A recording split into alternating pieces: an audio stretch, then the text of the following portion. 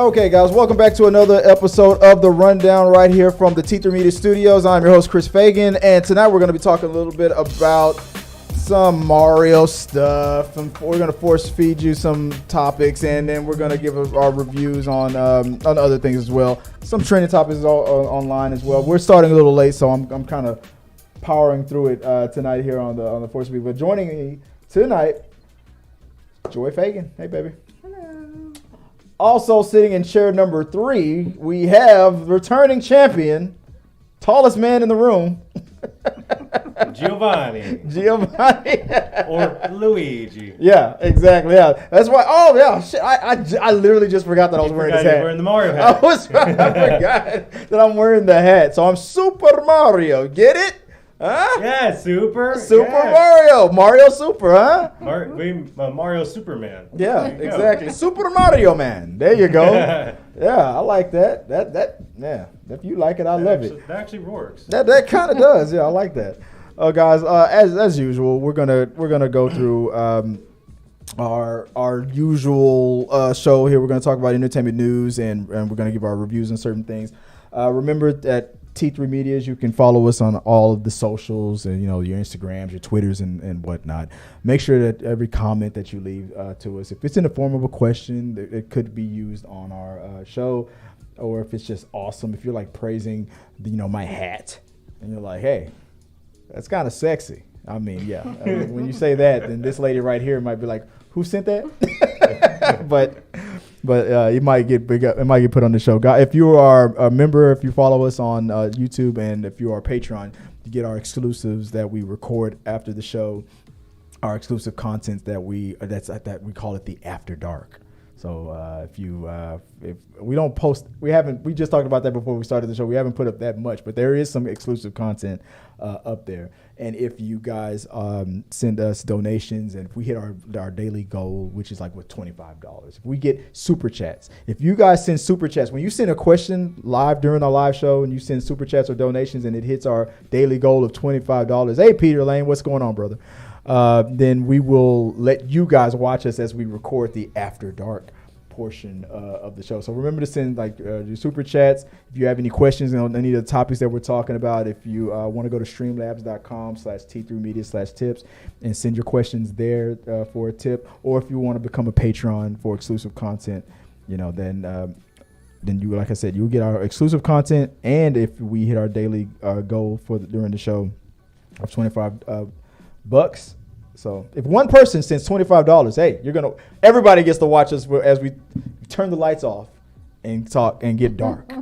But that's if we hit that goal. So, but in the live chat, just like Peter Lane did, he says, okay, that outfit was completely accidental, but nicely done. See? You see? If you're nice to me, I'll be nice to you. so be nice to Super Mario Man. Yeah, it's Luigi. Itzy Medina says it's Luigi. Yes. I gotta turn on the. Let me turn on all the live chat. There we go. Okay, let me go to everybody's and turn on the chats, because if the chat box is gonna be going off, then I guess I'm gonna have to show it. Where you at, Giovanni? Where's your chat box? There we go. There you go. It's on your left. Okay, there you go. So the chats are on. Everybody's talking, guys. If you have anything that you want to say during the show, say it. We want to hear it. We already talked about a goal. Before I get started, I'm going to mention right now. Last week we had a contest we're going to put you in a contest for Funko Pop, and we have a winner. Before I talk about that, while I look for the winner's name again, Gio, have you seen all 4 of the John Wick movies? Yes, I have. Where do you rank them? You can't enter the contest. Even if you were void, you are prohibited. Am I too late?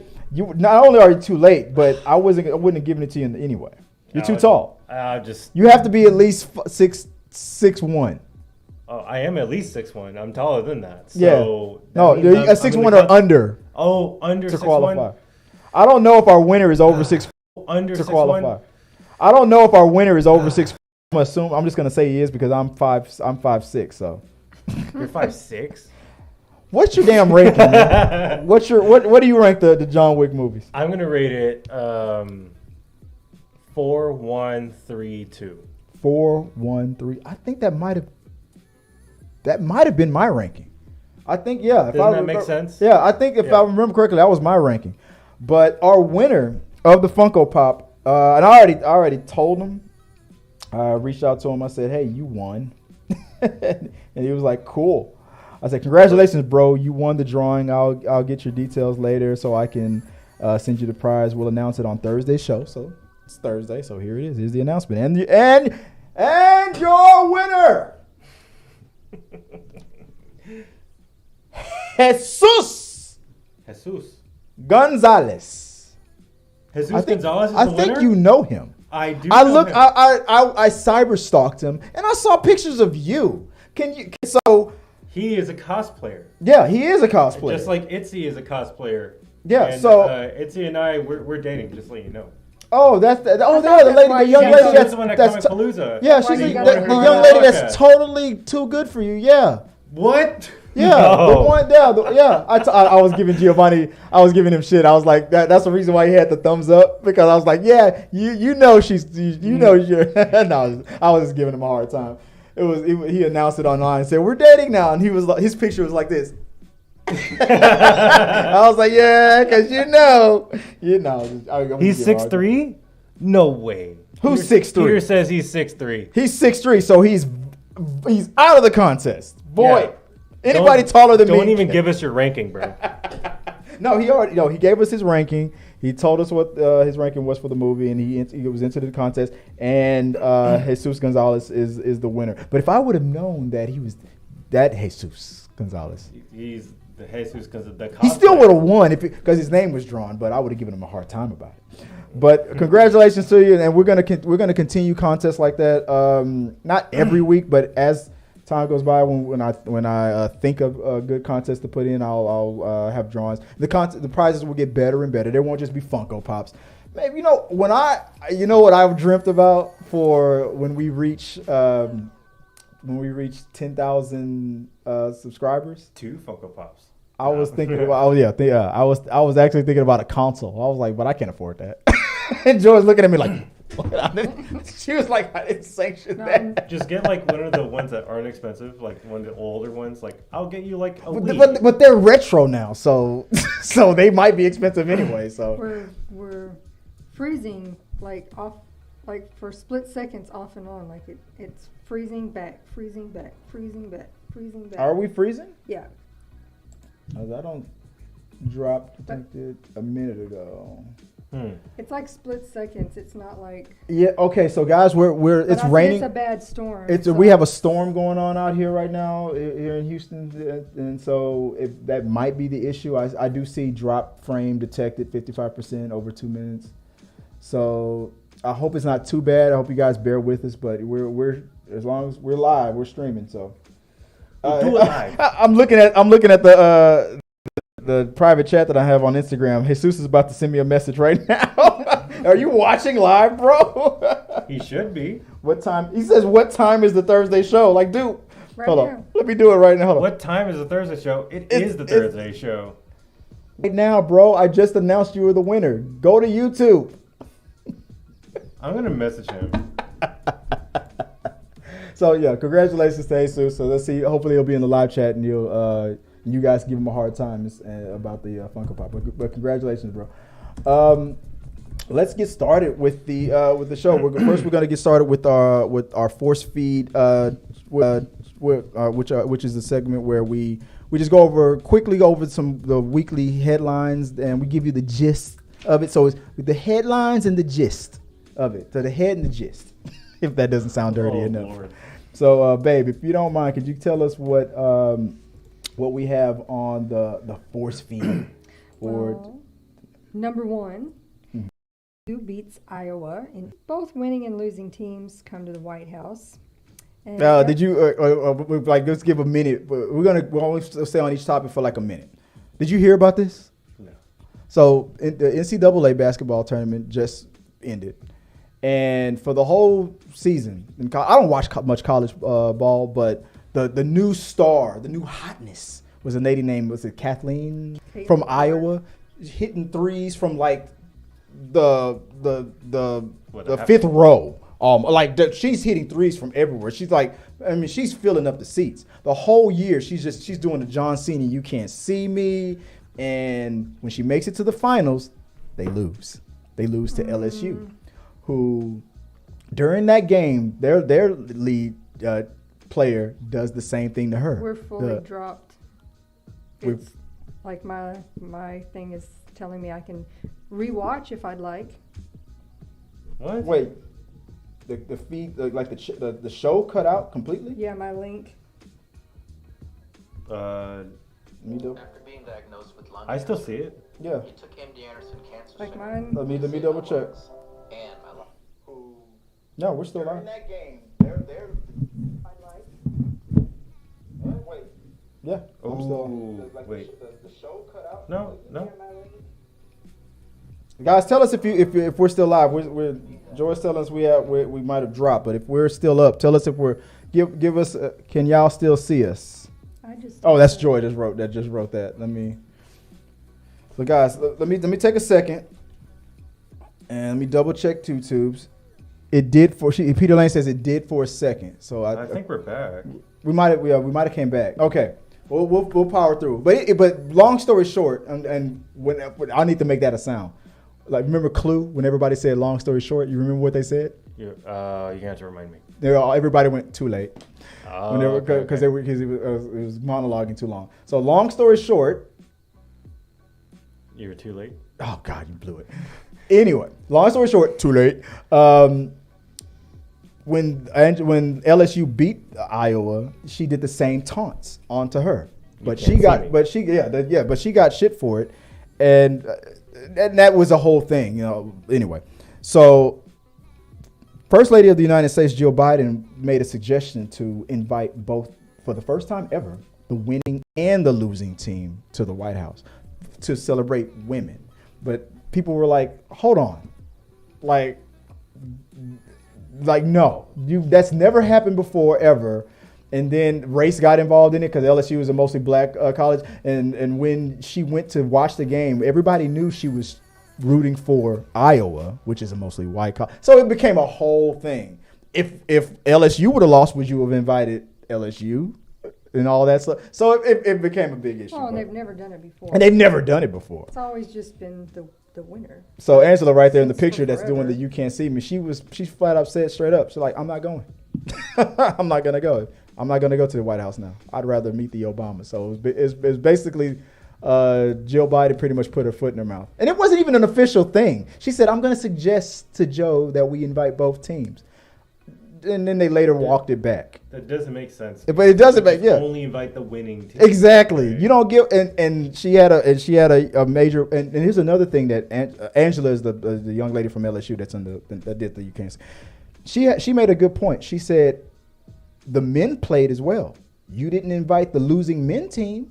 Nope. So why are you inviting the losing women team? It's because you wanted Iowa to win. And it's like it became a whole thing. So anyway, guys, let us know what you guys think about that. What's next on the unless you had anything to add? Okay, what's next on the fourth? Five Nights at Freddy's is set to open in October in theaters and Peacock. By the way, Peter Lang was on time with the joke when I said long story short. He's like, too late. Too late. Yeah, I see that. Exactly. Yeah. I'm gonna have to make that a sound. Long story short, too late. I need everybody to say it. Five Nights at Freddy's. Has anybody here played that? I have. I've never played it. I'm too scared. You have to play it at least once. I'm not gonna. I'm just like Joy with watching horror movies. Horror video games get me, man. Well, you know the premise of the game, right? Because I know the premise. Yes, it's scary. That's the premise. There's a little more to it than I heard it's a little funny too. So it's like there's a pizzeria, and you have your animatronic. The Chuck E. Cheese animatronic. Yes. And they're all different like characters. Yeah. And in these games, you are you're basically working the night shift so that nothing happens in the pizzeria, but these animatronics come to life, and you have to close the doors, you have to turn off the lights, and you have to make sure that the animatronics don't come and kill you. Yeah, I've seen like that. Yeah. Like, and it gets really scary if they do come and kill you because they jump at the screen. Yeah, I've seen that. It's so scary. But babe, you want to play that? No. It became such. I think there's like 5 or 6 of those games now. Yeah. And there's so much lore and that has become of the Five Nights at Freddy's that there's so much backstory that I am not surprised that there's a movie made about it. So, But here's the thing: the headline says that they're going to do a day and date. It's gonna drop in theaters and on Peacock at the same time. You know what the last movie that did that? Halloween Ends. You know how much money that movie made? Yeah. Day and date and theater releases is a bad sign. We learned that with like the Wonder pandemic. Woman do that You know. Well, that was during that was right at the beginning of the pandemic, so I give them a pass for that decision.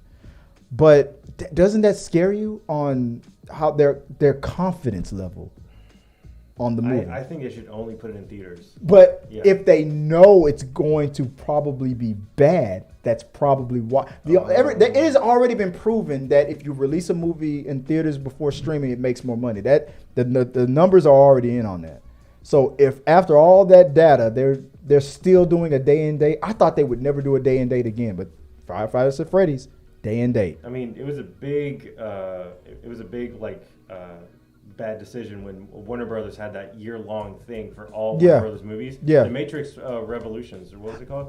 Resurrections. Yeah, I'm gonna Dune also. Yeah, I'm gonna give Dune. them a pass on that because there was a chance that if the pandemic got worse or if it stayed the same, he would have been right.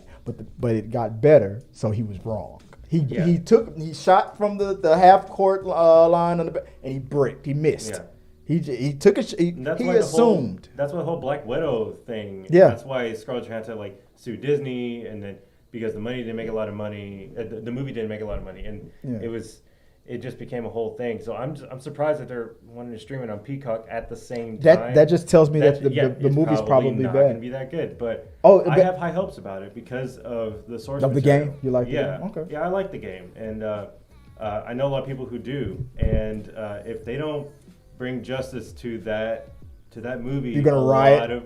You're gonna Giovanni was at the last insurrection, so he'll be at the next one. Oh my god. Wait, what we got? Oh, and if there's like a poll question that you think I should post, tell me and I'll remind me because sometimes I forget to I want to put a polling question. Hello everyone, Luigi. What's up, Daniel? But what's the next topic? Filming has wrapped on the Joker sequel. Did you hear about that? Did you see the pictures of some of the Lady pictures? Gaga? Yeah, Lady Gaga. Here's one of. Let me turn it on here. Let me get it up on screen. Is it not working? Oh, where is it? Chrome. There it is. There's Joker right there. He looks good. I mean, he looks like he's in the prison bus. He's heading. He looks like how he did in the first movie. Yeah. Here's Lady Gaga. Demented. And also demented, but look at those eyes. Look at those dead eyes. She looks like she hasn't slept in a week. Maybe not. Yeah, well, Mr. J is really demanding. I just want to see how, because she's Dr. Harley Quinzel. I want to see that change when he starts to corrupt her, and she slowly turns to him. I want to see it. The thing is that we've already seen a very good Harley adaptation by Margot Robbie, and that's the fun. That was the fun. I got the fun Harley. That's the fun Suicide Squad Harley. I want to see the dark, abused. Oh God! Okay, I'm gonna get canceled for saying that. Sorry. Tabitha already hates. With this one, already hates the Joker character and stuff. So I don't want to see a woman abuse. Let me refrain. You mean broken? I just want to see the brokenness of it because when the Suicide Squads was being filmed, there was a scene where Jared Leto and Margot Robbie were arguing in the street, and he hit her and all that stuff. They were showing the deterioration of their relationship, which would have been perfect leading into the emancipation of Harley Quinn, but they cut it out. They never really showed. They showed him being abusive, but they didn't show what they probably needed to show. But all they really showed in Suicide Squads was them getting their car going into the river and Batman catching up to him, and then Batman pulling Harley out, and Joker just leaving her to get arrested by Batman. I mean, they just showed that he didn't have her back, but They cut out. They cut out a lot of the backstory. They cut out a lot of the backstory. So I'm assuming that we're gonna see the manipulating, the luring her in, and then probably maybe at the end he'll betray her. Well, what do you think about this being a musical? I don't think it's when they say musical. I think there something will about it be being a music. musical, They did. They said it's a musical, but just as much as part one was a musical. Like the scene when Joker. You think there's going to be little snippets as he's seeing things in our early. I think it's going to be in his head. Like when he saw how he wanted the TV show the Oh, TV show to have gone. Yeah. How he saw things when he was watching and they weren't. Yeah. Really When what Lady was Gaga happening. breaks out in song, I think it's gonna all be in their heads. Like when he killed those guys in the subway in part one, and then he went to the bathroom, locked himself in, and he did that little symphony for himself. Yeah. I think that's what it's gonna be. Because that was mostly on his head. That music wasn't really playing. It was just all in his head. Yeah, So- because he's insane. He's insane. Yeah. So I think if they break out in the song, I think it's just gonna be mostly in his head, or her head, or their head. So who knows? Don't think it Oh, would they're be the both entire. insane. I don't think the whole city is gonna break out and dance and song. Then that would be and kinda- like Gotham just goes, Yeah. it turns into what's that famous musical Rent? night Saturday night. So- The dude from Clue, the butler from Clue, he was in Oh. Rocky Horror Picture Show. Oh, yeah. Yeah, Think- but I think we're probably thinking more along the lines of like Zoe's Extraordinary playlist. playlist. Yeah, So it's there's that several was all in her songs that head. You'll Yeah. see throughout, but not the entire. Exactly. The entire movie. All right, what's next? The Little Mermaid remake updated song lyrics so Prince Eric doesn't force himself on Ariel. There are some lyric changes in Kiss the Girl because people have gotten very sensitive about the idea that Prince Eric would in any way force himself on Ariel.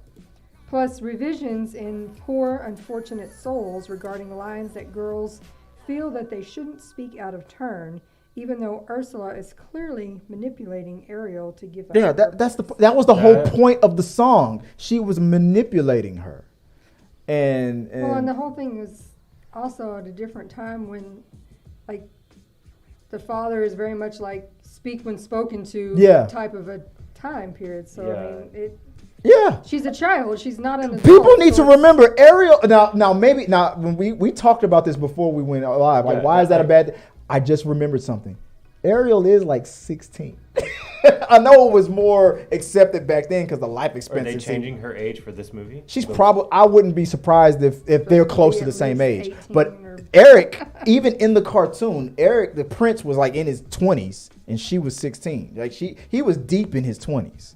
That was even in the cartoon, but she was like a 14, Yeah, but- 15, 16-year-old But girl. as far as that scene, when the kiss the girl, the scene, They're they both- both wanting yeah. to kiss each other. But the problem that people are probably having is probably the age difference. Even if they both wanted it, would you want your 16-year-old daughter kissing her 28-year-old no, boyfriend? But also, King Triton didn't know that she I was was- there. Well, Exactly. But and- when he Even though found she out, wasn't what did he do? Yeah. He I was mean- pissed. Ariel can't speak, so it's not like No. she can say, "Dude, I'm 14." Yeah, she can't tell him anything.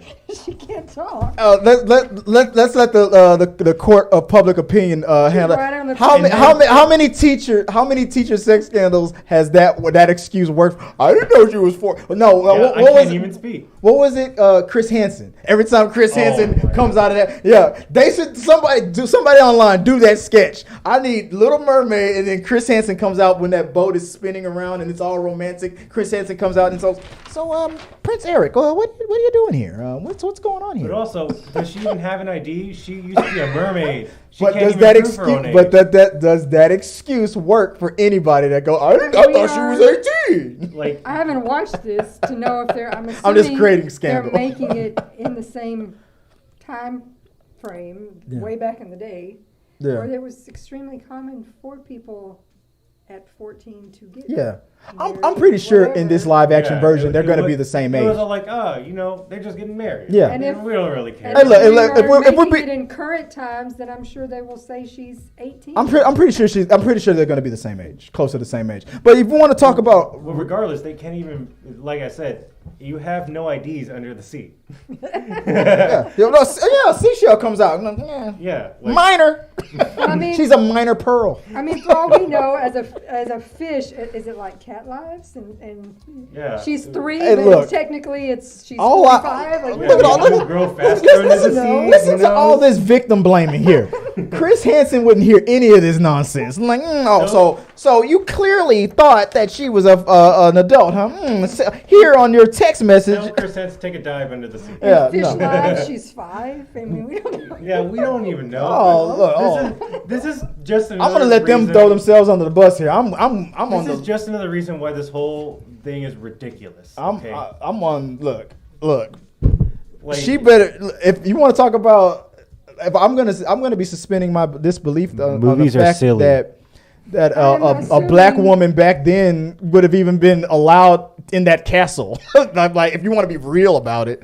And So as Peter said, and they Oh. were never on a date. Yeah. He was just driving her around to be yeah. nice. nice. You know, as Chris Hansen is getting him the prince arrested, she came on to me. I'm sure. The crab was pushing her on me, man. It's not my I'm fault. sure when she's arguing with her father, they will make it a point to be like, "Daddy, I'm 18, and you gotta let me go." Show us on the fish where he So touched that you, way Ariel. Everybody knows we're legal. It's okay. Legal, yeah. As But- Sebastian is my witness, she came on to Yeah, me. But as far as the change in lyrics go, it's. I mean, in the original movie, they wanted to kiss each other. Like that was the thing. Okay, And I'm like, let your as Geppetto said, It's let the- your conscience be your guide. It's the new what is the Christmas song. that they I- had to- I am not condoning any of this, but no, let's just see. I think they're going to be the same age. But let us know what you guys think. Let's move on to the Yeah. next topic real fast before we end the that force was the end feed. of your force feed. I wrote a new one in. All right. You didn't give it to me. My bad. I forgot to put in the rest of the notes. Live action Moana film was announced by The Rock on his Instagram. He says he's going to do a live action version of the movie Moana, and it's caused a lot of uproar. I even saw a comment on the Instagram that was like, I know he voiced Maui, but they need to get another actor who looks like Maui. I'm like, they can find another big Hawaiian dude for that. I mean, of course, there's plenty, but With hair. But it's The Rock's character. So it's like, I had a problem with that comment because people were giving Will Smith hell about the fact that you can't replace Robin Williams as the genie. And Will Smith made that character his own. He didn't try to outshine Robin Williams. He just did his own genie. But he still paid homage to him. The Rock is the voice of Maui in the cartoon. See, all these are the same people that were like, Ariel can't be white, black because she was white in the cartoon. So you even got the living guy who voiced the character, and you know what this is really about, in my opinion? This is about Black Adam and all the drama that's going on with DC. It's Rock's haven't turn. seen it. It's just in the news. It's just The Rock's turn to be given hell because of how that all turned out. That's what this is really about. These same people talking about stop changing the original, stop changing things, stop it. You got the original guy. It's The Rock. But even he can't play Maui? Get the Smurf out of here. What do you think about that? Anybody? I'm thinking also Means with you the gotta right wear a amount fat of suit or makeup, what? and prosthetics, he could look like that guy. The Rock has looked like that in another movie. That movie with Kevin Hart where he had the fat suit on and he was big and Fuck. what was it? Central Intelligence. Yeah, Central Intelligence. Yes. So maybe they'll go that route, or maybe Maui will just be a muscular, strong dude. But it's. I mean, he won't have to put too much more tattoos on his body. He'll just do the other side. Yeah. I'm like, it's the Rock. Why people just want to complain, man? I'm just saying, as far as this goes, like it's way too soon to make a film. That's the only complaint I have about it, because most of these live action remakes are movies that are like 20 Really years or old, older. yeah. This Yeah. was within 10 years. But my only thought to that is The Rock. You got The Rock now. He's still kicking. I don't think you want to wait until he's 90. To make it a live-action film, like his film. because you're definitely going to recast then. Yeah. But I mean, he still has some juice in Hollywood, so maybe that's. I mean, having the bump in the road that he had with Black Adam ain't gonna stop Disney from because Disney is still working with him on that other movie that he just did with not the Jungle. It's not Jungle. Was it not Jungle Cruise? What was it called? Was it Jungle Cruise? Is that the movie that The Rock did? Yeah. Like he has a Disney contract going right now. There's a sequel to that coming. So he's in good with Disney. So I'm not surprised he convinced Disney to do this. So I just thought it was kind of soon. But you got The Rock. You got The Rock. If it flops, he has other big movies he can make. He's earned himself enough Hollywood capital to after the Black Adam debacle thing. I think he's earned a little capital. He'll be fine. Or maybe it'll flop and it'll be the end of his career. Who knows? I don't know. But everyone liked Moana anyway, so it was a great movie. And I think even Joy liked that movie. She hates every cartoon. She hates Disney. All right, that's the end of the force feed. Let's go into the main topics. So guys, let us know what you think about that and all the other the topics on the force feed. Is that the okay? All right. I was making sure I didn't miss something else. And just let us know your thoughts on that, and we'll talk about it maybe on an upcoming We Got Your Mail. So let's talk about the main topic. Okay, I'm gonna be real quick about this. So I'm hearing myself. Is there your volume? Yeah.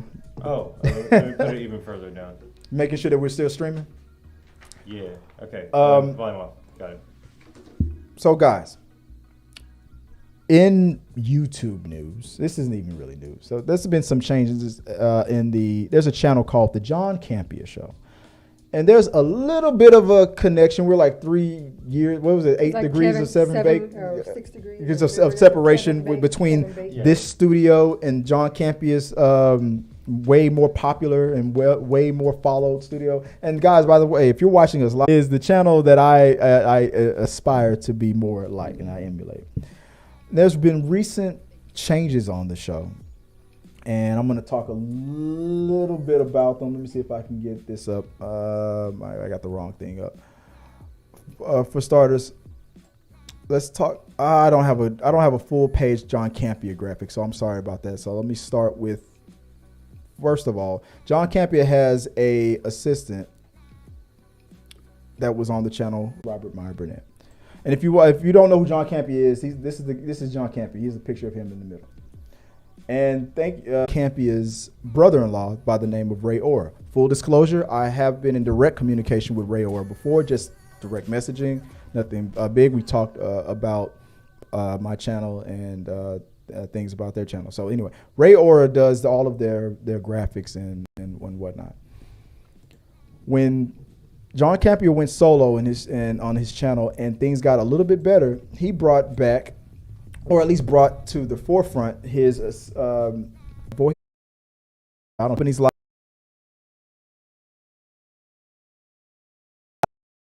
stole one of our panelists. Got your attention there, didn't I, Giovanni? Right there, Giovanni. Like what? Giovanni, right there, Giovanni. Like what the fuck? He's like what? Who did he steal? So I always joke about this. I say he stole one of our co-hosts. That was the picture I showed you earlier, Miss Amy Newman. Amy Newman here, if you don't know, has been on the channel for over a good part of the whole, like 2020, 2021 mostly, and we joke about it because she auditioned to join the John Campea Show because she lives in California. John is based in California. Me and her, we only did the show remotely. And she joked about it. She's like, dude, John, this is when she got the job. She was there temporarily. She said, John is doing open auditions for the John Campea audition for it. She auditioned. I said, you're going to get it. And she did it. She got it. She was there. Out was because she was filling in for another co-host, which is by the name of Chris Carr.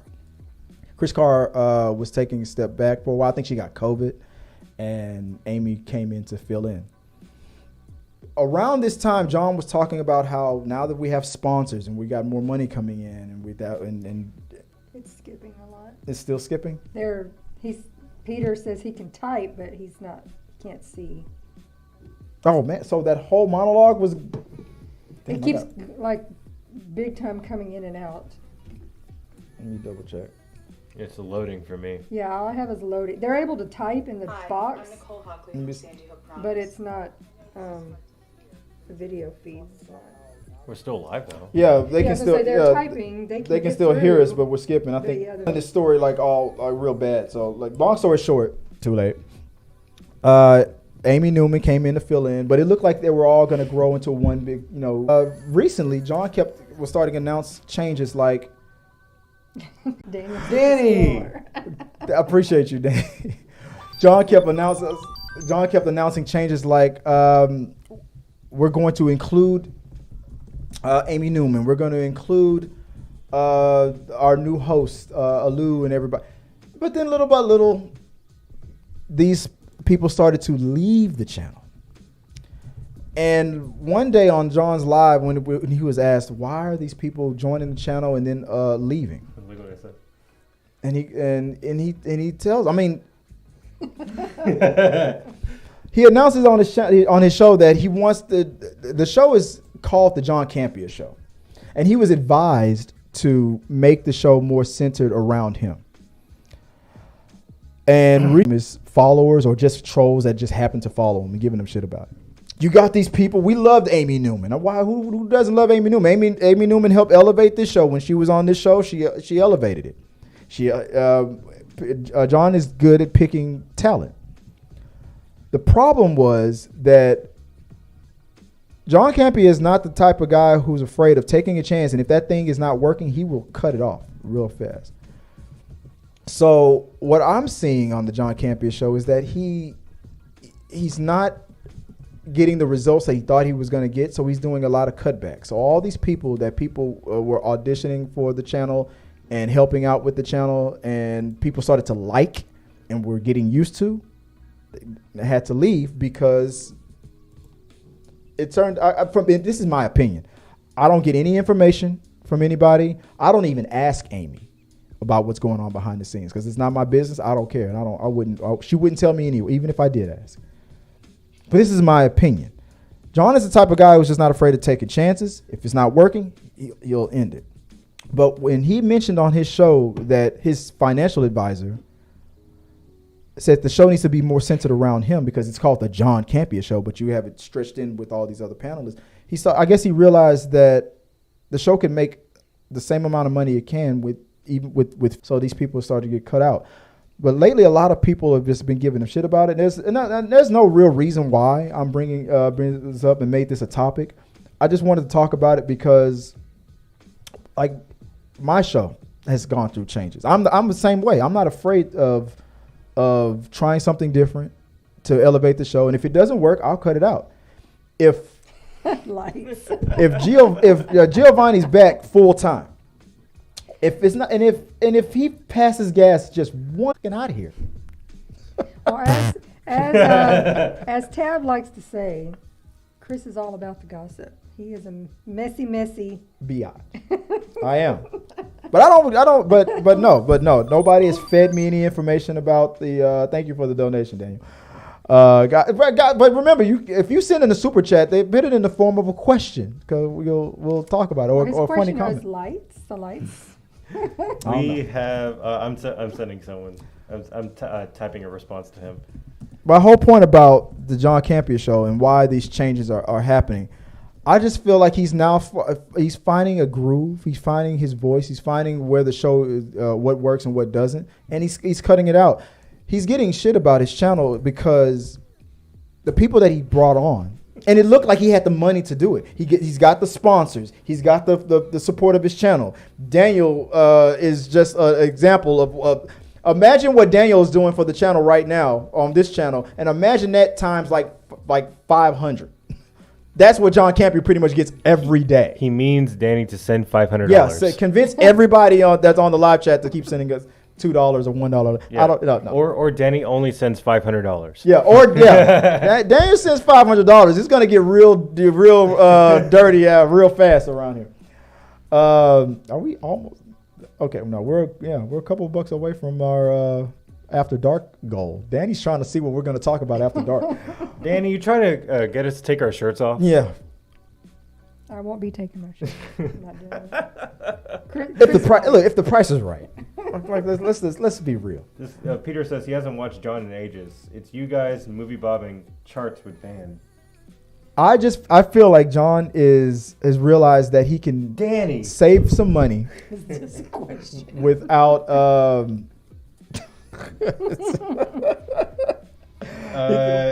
Yes, it's a question.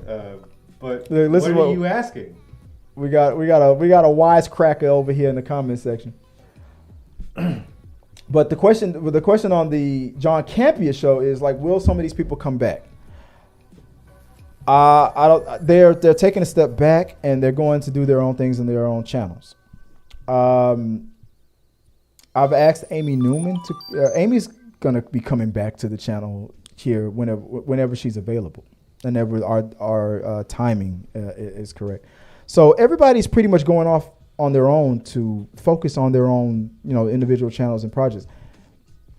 And I think the changes that are coming, I am one of these fans that are not used to seeing something that I like. I loved it when all these other people were on the channel and then they go away so fast. It kicks my ass too. I hate it. But guys, it's his channel.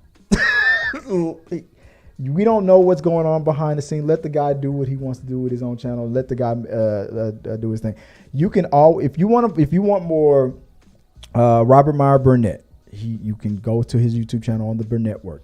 If you want to see Amy Newman does more work with Taylor Gonzalez. Let me pull his picture back up if I have it.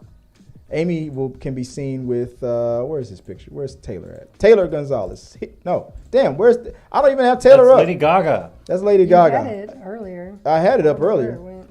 You can see Amy Newman with Taylor Gonzalez. You can also see Amy here on this channel as well, whenever our schedules line up.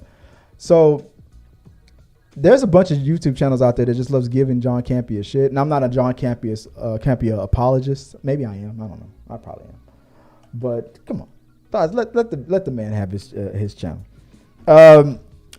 Because of all the streaming problems and stuff and everything, it was kind of throwing me off. That's not kind of how I wanted that segment to go, but that was basically the gist of it. I'm gonna move on, babe. Babe? This is your next segment. I'm gonna get off of this soapbox and let's talk about the next topic. Cruel Intentions, the TV series, is in the works.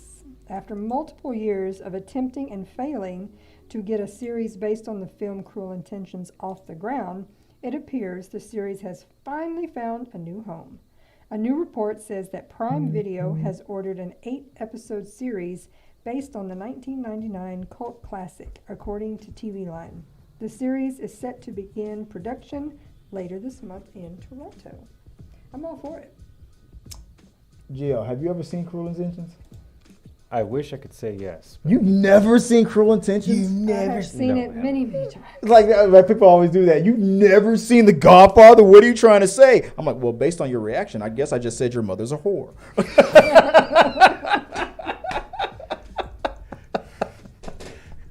See, I get that same reaction when I tell people I haven't seen The Office. You haven't You've seen never The Office? seen The Office? Me and Joy just watched that, started watching that a couple of years ago. We just caught up to The Office, just a couple of years ago. So, yeah, we were... I think that was one of your pandemic. Yeah, we're during the There was a lot pandemic. of- We caught up to The There was a lot Office. of pandemic I mean, it's the same watches. thing when someone hasn't seen Star Wars and I look at them like they're crazy. Peter Lane's like, neither have I. I'm like, neither have I. You've never seen The Office? No.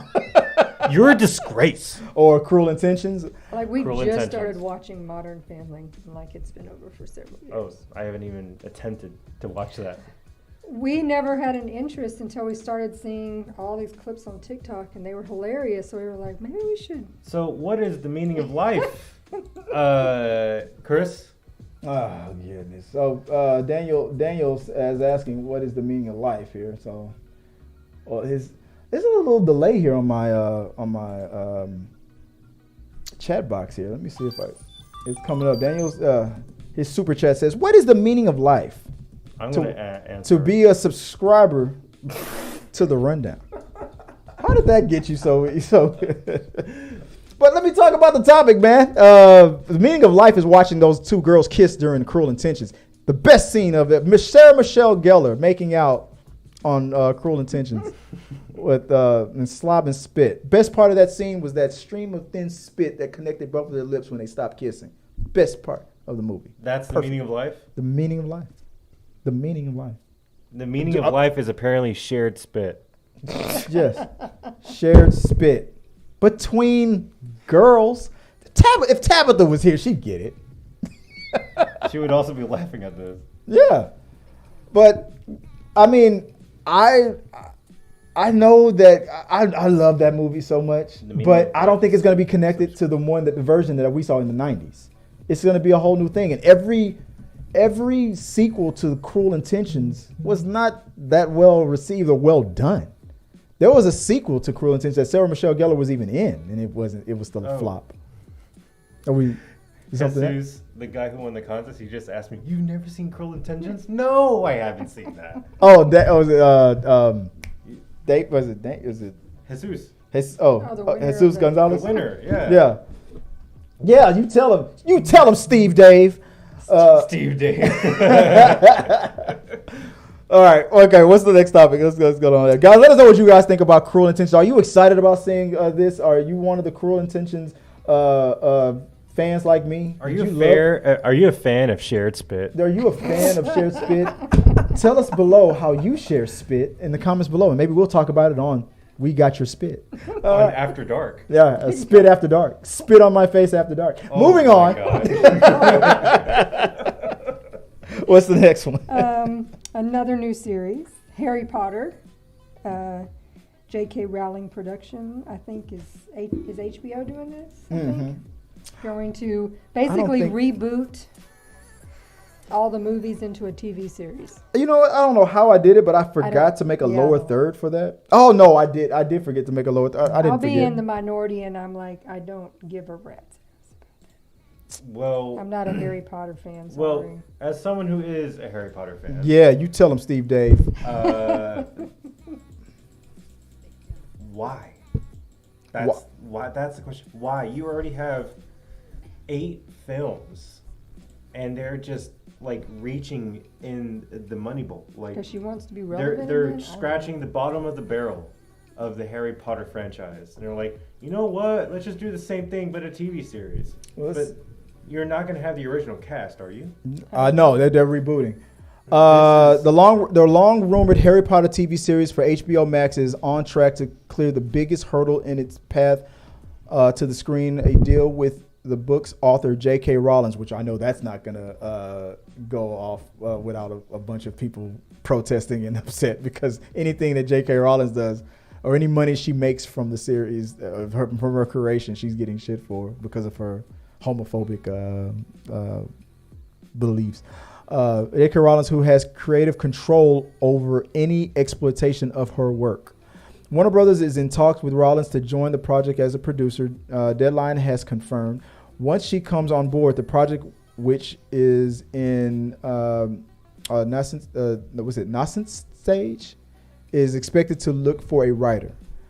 As first reported by Bloomberg, the general idea is for each season of the potential TV series is to focus on one book in Harry Potter's series, which consists of 7 books, so at least 7 seasons. So then, what's next? Twilight after that? Are we gonna reboot Twilight into a whole? The glittering. I really hope not. The series would be produced by Warner Brothers Television, HBO Max, and its then parent company Warner Media started exploring a potential Harry Potter TV series a couple of years ago. Is Hollywood running out of ideas? Yes. No. That's always the thing that people say, but just like Everything Everywhere All at Once, there's plenty of original stuff that just, unlike Everything Everywhere All at Once, that just doesn't get watched for the most part. But the thing that makes the most money are franchises and nostalgia projects. It's just a fact. There's a reason why they made $1 billion. So it's not that Hollywood is running out of ideas. It's just that we know where the money is. Yeah, they know where the money is. So nobody here is really excited about anybody in the comment section. No. We officially said we do not need any more Harry Potter. I loved the movie back then, yet I don't even remember there was a part 2. I don't know how I feel about this new one coming out. There was like 5 or 6 movies. Yeah.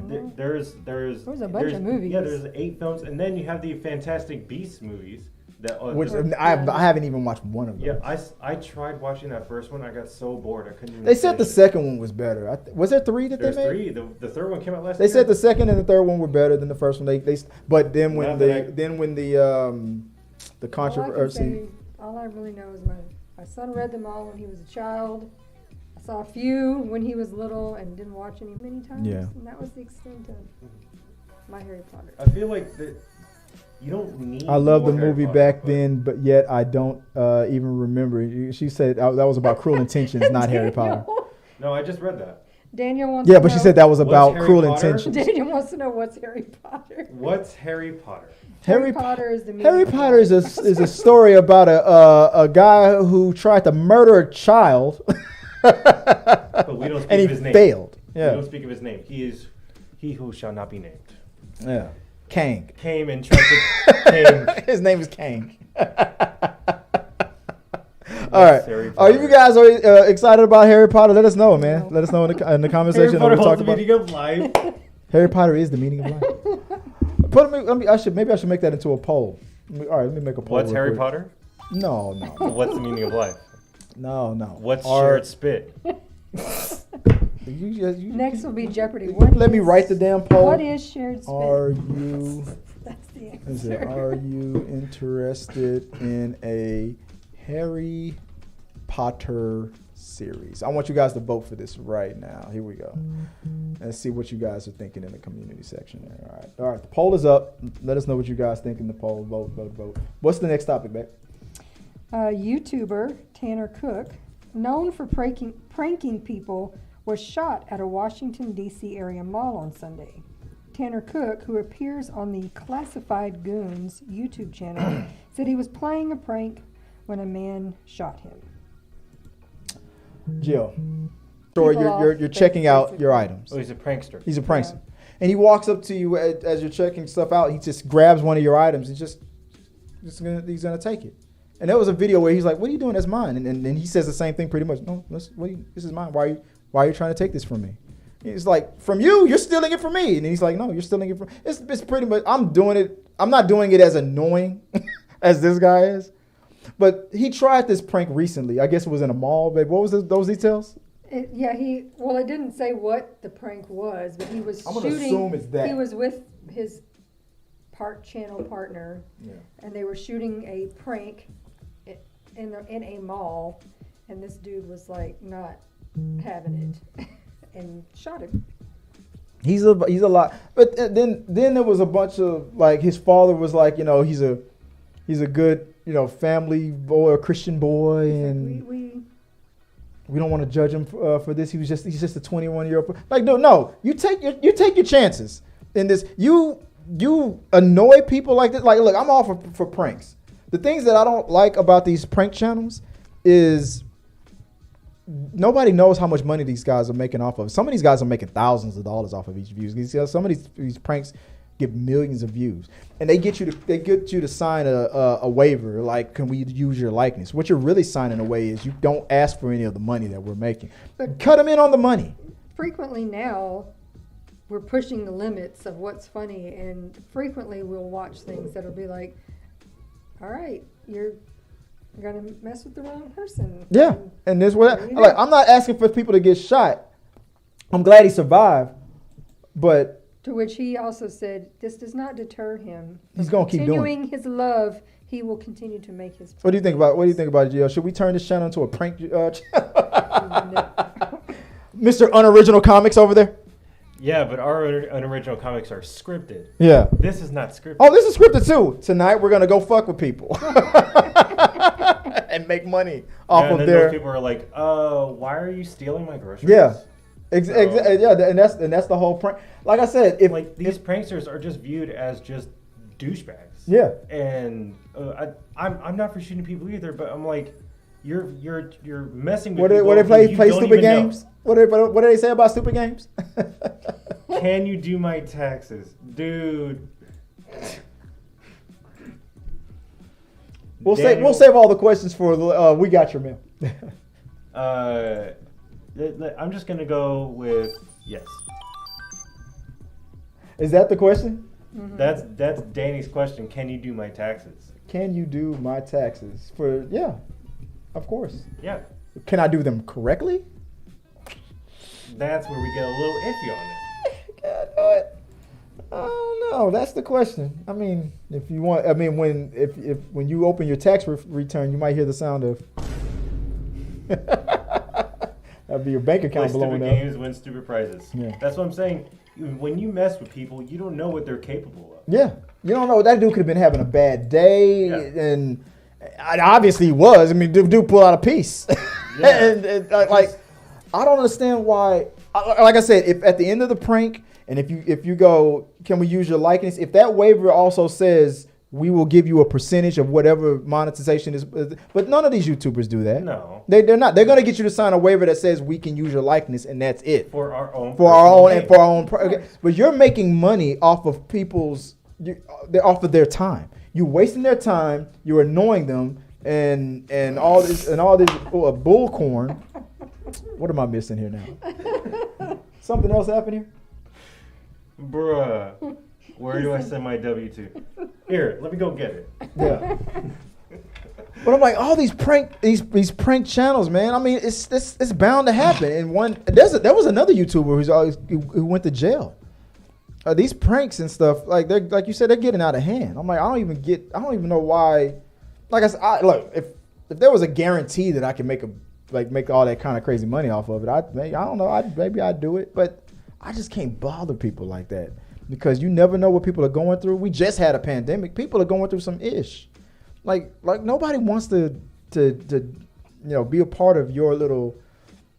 And I bet you he's one of those guys that, like, when people get annoyed with him, he starts getting annoyed back with them. Like, he starts giving that same energy as if they're doing something wrong for not wanting to be a part of his stupid ass prank.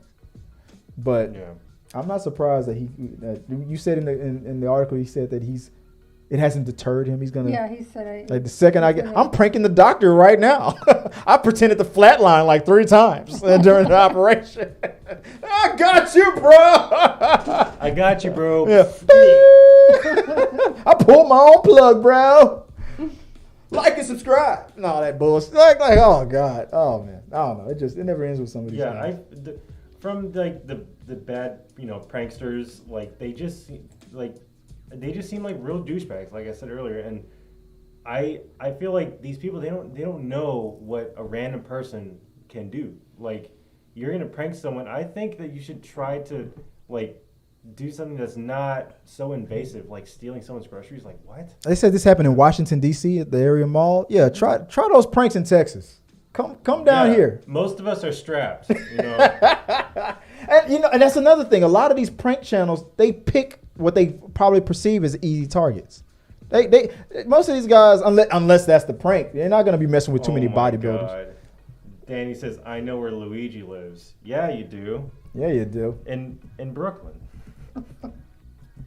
Oh goodness. All right. Let us know what you guys think about these prank channels. I know, I don't wish anybody harm. I wish the guy a speedy recovery. But look, you got what you asked for. I mean, what do they say? What's that saying? Your ass is writing checks. Or your mouth is writing checks that your ass can't cash. Play stupid games, win stupid prizes. Yeah, always. All right, what's next? You were going to talk about the Blue Beetle. Yeah. The box office? Did you watch the Blue Beetle? No, the Blue Beetle trailer. Oh, the Blue Beetle trailer. I saw most of it. And most of the trailer? Most of the trailer, yeah.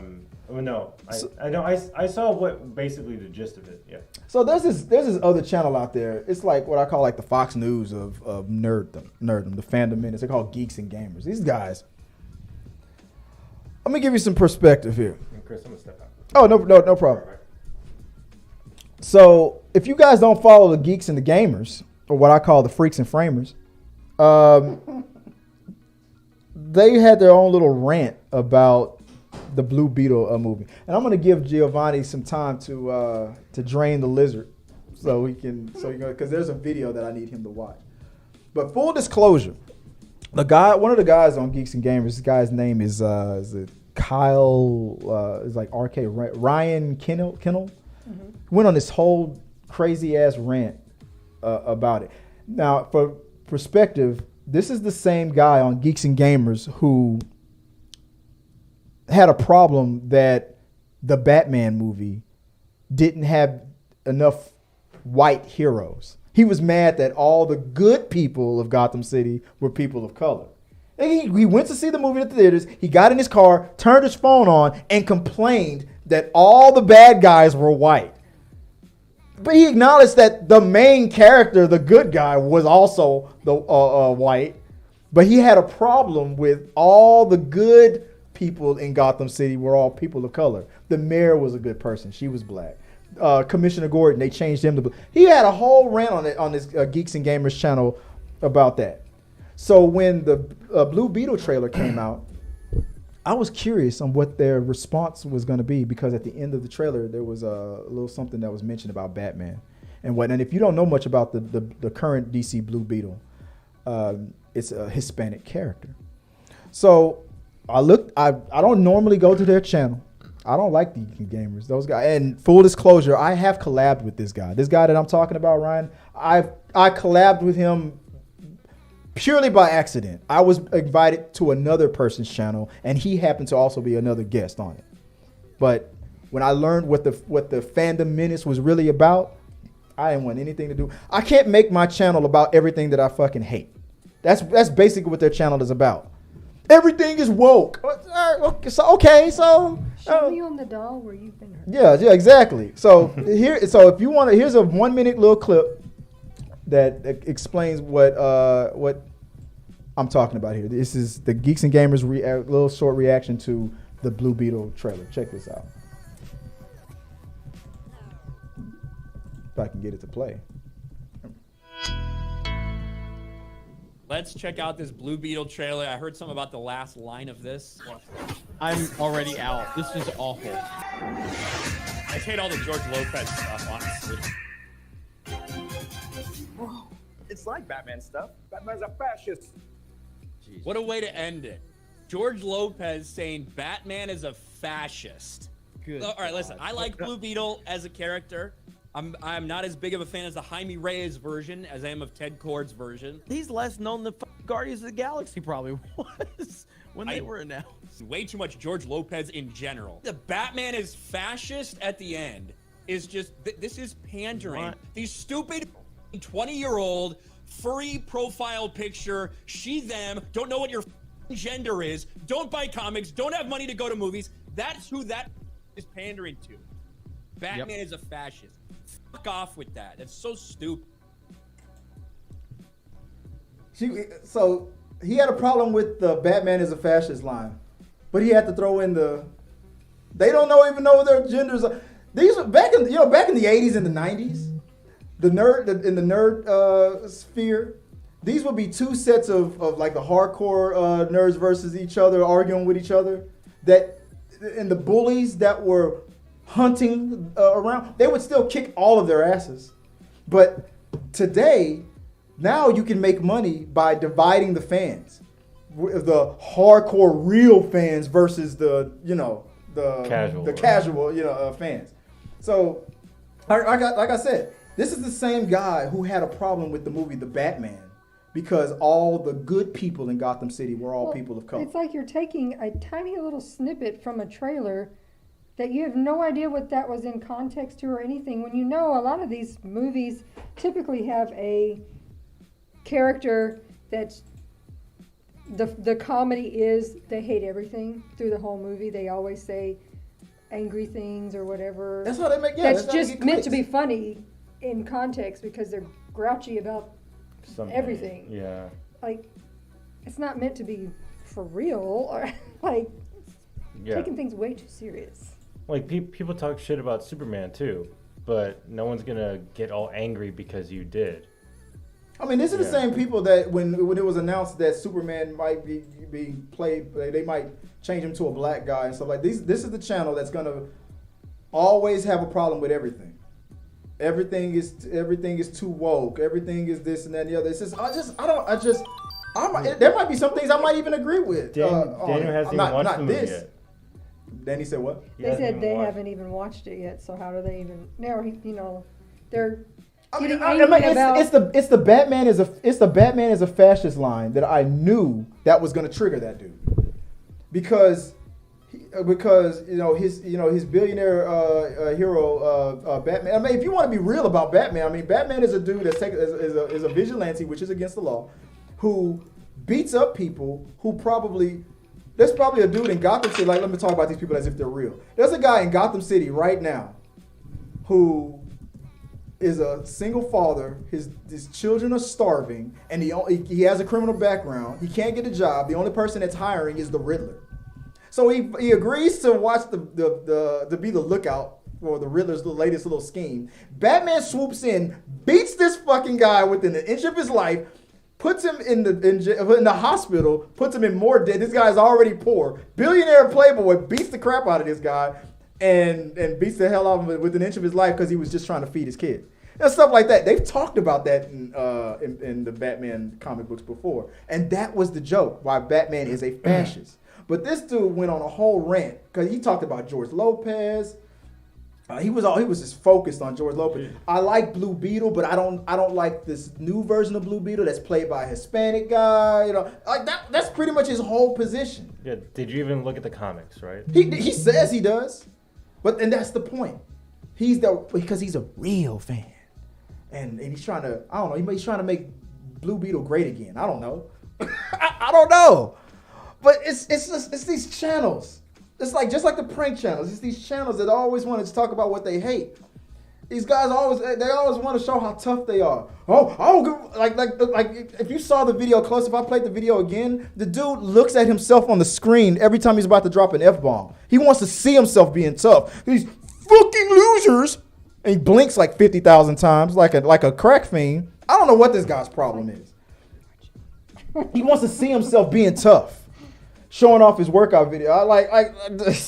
He reminds me of that movie 8 Mile. While this guy stands, what did Eminem say? While this guy stands tough, notice that this guy does not have his hands up. This free world has you gassed up. Now tell me who's afraid of the big bad wolf? Nobody. These guys just have their little cone of But they have their own assholes. They have their own little podcast. Where they can say whatever they want. Dude, I've said it a billion times on this channel. If the internet gods were to come down right now and say, Chris, I guarantee you'll have 1 million followers tomorrow. All you have to do is hate on Chris Hemsworth, that's Thor, and just shit on him like the way that other girl, what's that with the Brie Larson hater? What's her name? The Mecha Harpy, random. Whatever her fucking name is. Everything is Brie Larson. Oh my God, yeah. But it would have to be a guarantee. If you can guarantee me, I said all the time, I'll be a grifter on YouTube and pretend like I hate all these people if you can guarantee me the money. But if it's not a guarantee, I'm not gonna pretend to be something I'm not. But just because it's just so much damn energy that's involved, and I just can't get on here and pretend that these people, these actors mean that much to me. You're on here because you're genuine. I'm on here because I like to have fun. I like to talk about movies and stuff like that. But these guys, these geeks and gamers, like they always have a hard on for everybody. Like Brie Larson, she's such an asshole because she asked for more inclusion in the media. She wants more black outlets to cover things like Black Panther. Oh my God! And you know what they said about her on Geeks and Gamers? Get this. Brie Larson hates white people. That's what they said. Because she asked for more inclusion. She didn't ask for Variety, Deadline, the Hollywood Reporter's chairs to be taken away. She just said more inclusion of black outlets should be invited also to cover things like Black Panther. And they took it as like white people. It was a whole 2 years of Brie Larson. Oh, I talked about it a lot on this channel.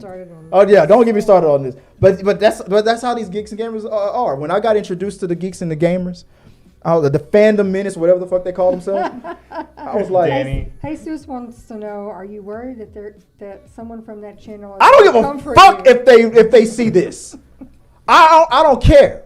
Maybe you want them to see this. Maybe that's the hustle. Maybe I'm grifting right now because the more dislikes and thumbs down you bomb on this channel, the more views we'll get. So bring it on. T3 Media versus Geeks and Game.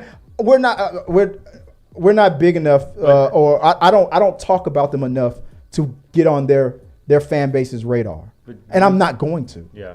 And not because I'm afraid. It's because I don't give a fuck. I'm not going to talk about them every day. That's the difference between me and people like them. They will when they got on the Brie Larson train, they talked about it every day. I talked about that on this channel years ago. Brie Larson, the new Guardians of the Galaxy movie's coming out. Brie Larson was caught washing her hair in the shower. Marvel is doing this. DC is doing that. Brie Larson. Well, it was over and over again. That was just one of their topics. I've seen all the hate. Those hate channels.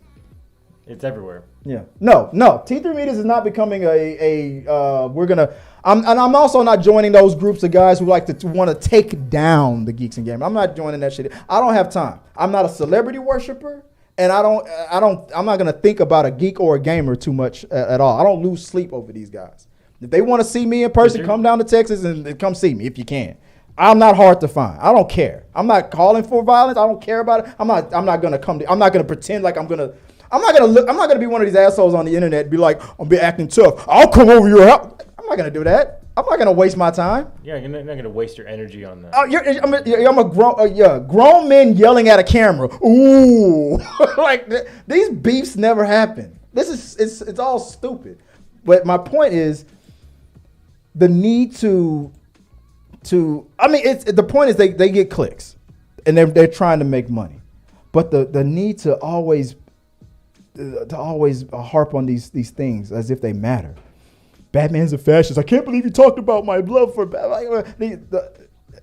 I know the real reason why he's shitting on the Blue Beetle trailer, and the reason why he focused on George Lopez. Yeah. So hard. That's why I brought up the fact. Go back to his other video where he talked about how white people are being portrayed in the Batman, and you'll connect the dots and why he's bringing up George Lopez a lot and Blue Beetle. It's not hard to figure out. They've been accused of a lot of things.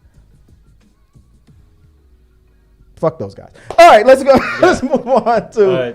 You look at Danny's recent super chat. What time is it? That's the question. What time is it? So I said it's 5 o'clock somewhere. I told him the actual time. It's 10:40. Oh, he's trying to keep us back on track. But yeah, that's the whole point. I promised that this was going to be a tight 30 show. Of course it's not. Every time I guarantee that the show lasts for an hour and 30 minutes. And then you got Danny asking us what time it is. So look. He's telling you, move it. He's telling me to wrap the fucking shit up. The geeks and the gamers don't give a damn. All right. I apologize. We don't give a damn about the geeks and the gamers. Yeah. He's waiting for you to take your shirt off. I humble myself. Yeah, I'll be like that Ryan guy. They're trying to like 105 pounds, trying to look. He tries to flex a lot on his channel. For a guy who says I never watch the channel, I know a lot when I go back and look at the clips. So I mean, it's not like I subscribe to that stuff. You do your research. It's my research. You do your research, and you learn a lot about a little about a lot of things. But let me tell you something about Brie Larson. All right, well, tell us about box office and upcoming whatever we got. What? Oh, let me. Let's go. Let's get into the reviews real quick. Let me go to the box office and upcoming movies. Let's go to Box Office Mojo real quick. What is how is what's the movie? How much for Luigi to take his shirt off? No. Let's not go there anymore. I'm having a brain fart. I wanted to how over the weekend. How did John Wick? That's what I was trying to say. Where's John Wick at right now in the box office? That's something I want to go into real quick. Let me see if I can pull the right screen here. If I can find it. John Wick worldwide 250. I thought it would be more by now. That drop is scaring me. I think I know what it is. What do you think? Competition from other big movies. Yeah, but after that first week, I don't know. I thought the fact that it's a 3-hour movie. What was I can't remember what the budget was. Either way it goes, it's still a success no matter what. I see it as a success. I mean, Dungeons and Dragons stole a spot. Dungeons and Dragons beat. And then Super Mario's stealing their spot. So. Oh yeah, Dungeons and Dragons though, but Dungeons and Dragons is at 82 million worldwide. I don't know why they're That's week releasing one, right? big movies 1 week after another. Like, they need to space this out so that they can get more money. It's all this competition is why, like, these big movies aren't making as much money as they should. So You still want to see Dungeons and Dragons, man? Dungeons and Dragons. Yeah. it was a very fun movie. It was? Yes. I have not seen it yet. Very fun, and if you like fantasy, medieval style, yes, I definitely recommend it. But And it's fun like Guardians of the Galaxy. But it's only going to get worse for Dungeons and Dragons and John Wick and stuff because now, I mean, they're not. Well, Dungeons and Dragons is in the same vein of a Super Mario, but I know John Wick isn't. It's not going to take away those audiences. But Dungeons and Dragons, I see the drop of this week's drop of Super Mario is going to hurt Dungeons and Dragons more than anything else. It's a family film and things like that. But that's the reason why. Which night of WrestleMania did you like better, one or two? One. I liked the first day first. Even though the Usos should not have lost their when the Usos lost their title belts, I thought Roman Reigns could lose, but I'm glad he didn't. And the girl that I'm trying to hook Tabitha up with or become a fan of, Rhea Ripley, she became the women's champion. I love WrestleMania. I love day one, but more than day two. Okay, there. That's a good question. Very good question. I got to do more wrestling talk on this channel. Let's move on, though, to our first review. And that is, Tetris. I thought it was going to be Super Mario. I'm saving Super Mario for last. What was it called? Let me take. Before on Game Boy, before there was Mario, there was Tetris, on Game Boy at least. Even though Mario came before Tetris. Me and Joyce watched Tetris. Have you seen Tetris yet? No, I haven't. It is so good. It's a fun ride. It reminded me of almost like the Wolf of Wall Street type of way it was filmed and whatnot. The character that's played, what is his name? Taron Egerton. Taron Egerton. My favorite movie of him is The Kingsman because of that last scene. Like, if you save the world, can we do it in the butthole? And he's like, I'll be right back. Do it in the butthole. Yes. I'm about to save the world. Yeah. Oh yeah. I'll be right back. My favorite. I love this guy. But yeah, that first Kingsman was so good. That first one was awesome. But this movie is so much fun from the first minute. I'm not gonna spoil the movie. This is a non-spoiler review. The second he sits down, he's inside. He's talking to who is he talking to? His banker. His banker. And he's explaining to him you can already tell this dude is taking chances and failed. He's tried. He's invested in things to make video games that just did not work, and his banker was like through with him. But the way he sat down, and he was like, "What if I told you that there was an opportunity out there, like in Russia?" And he sets it up in the first 5 minutes. The whole movie was going to be him talking to his banker. I thought it was that. But the first 5 minutes is him convincing his banker to loan him more money so he can take a chance to go get the rights to Tetris from Russia, which was a whole thing. Even this is during the Cold War and stuff. But the way he sets it up, I knew. The first 5 minutes, I'm like, oh, this movie's gonna be good because the way he told. He convinced me to give him $1 million to go to Russia. The way he set it up, he's like, I was trying to sell my shitty game that wasn't selling, and then my assistant, who was supposed to help me sell this game, I couldn't find her, and she's playing this game called Tetris, and a game I never heard about, and I was mad that she wasn't helping me, but I sat down. She convinced me to play it. I played it for 1 minute. He said I literally played this game for 1 minute. And that was 2 weeks ago, or a week ago, and I'm still seeing falling blocks in my dreams. The way he painted this picture of this simple ass game, this game that I did not know had this crazy ass history of getting the rights. It was dangerous what this man went through. I mean, there was betrayal, there's sex, there's fights, there's blood. Google while we're watching. She's always fact checking the movie while we're watching. Stories and whatnot, but this was shown at South by Southwest. I guess that's when they debuted it or whatever. And the character that Taron Egerton is playing, and the real guy, and the real guy that created Tetris, they were at the premiere to see see it because they're still best friends. They've been best friends for like 40 years. Wow, that's pretty cool.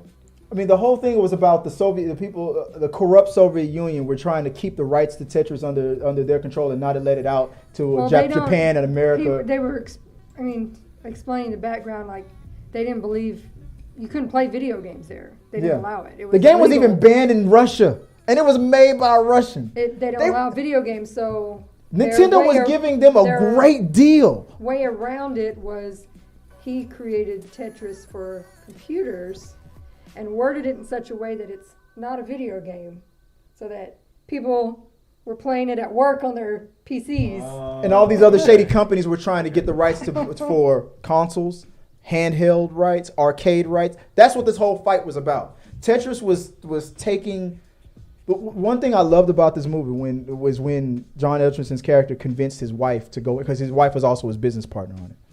The way he convinced his wife to go in on it with him was, while he was talking to his wife at home about this game Tetris and about how, I mean, this is like probably the umpteenth time that he's risked their family money for a pipe dream.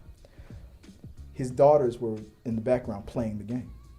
And the whole time he's trying to convince his wife, this is how he convinced her. He says, listen, what do you hear right now? Dead silence. He goes, Exactly. when was the last time you've heard nothing? When was the last time? Yeah, the two girls, they had like 3 kids. When was the last time you heard this much silence? And the camera cuts to the kids. They're just. He saw it. He's like, this is a game about 4 blocks. Even the name Tetris, the name Tetris is about the number 4 and it's the number 4 and the word tennis fused together. Tetris is a Russian word for like 4 or something like that, and tennis. That's what Tetris is about. But he was so convinced that this game, he was trying to convince Nintendo not to focus on Mario for Game Boy, to get the console rights for Tetris, because this game will get, not only will it get kids. Game Boy hadn't even been introduced, so it didn't even exist yet. And now I'm telling the movie, my bad, but this game is not only just for kids, but it can also get the attention of adults. Adults were the first ones to be hooked on this, and kids also. So he was just like, it was one of those visionary stories. It almost played like a biopic, like those biopics where the musician.